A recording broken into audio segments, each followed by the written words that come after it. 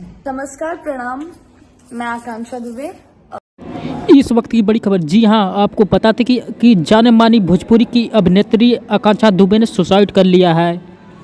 भोजपुरी की अदाकारा मशहूर अभिनेत्री आकांक्षा दुबे ने कल बनारस के सारनाथ होटल में सुसाइड कर लिया। उन्होंने फांसी लगा के फंदा पर लटक कर अपनी जान दे दी है।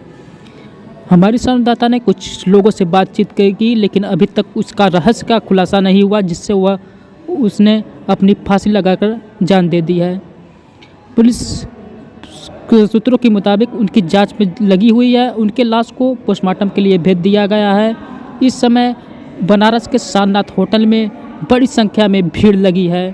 भोजपुरी इंडस्ट्री के लिए एक काफ़ी क्षत हुई है। उन्होंने भोजपुरी इंडस्ट्री में एक ऐसा मुकाम हासिल किया था जहां तक कोई पहुंचना मुश्किल है।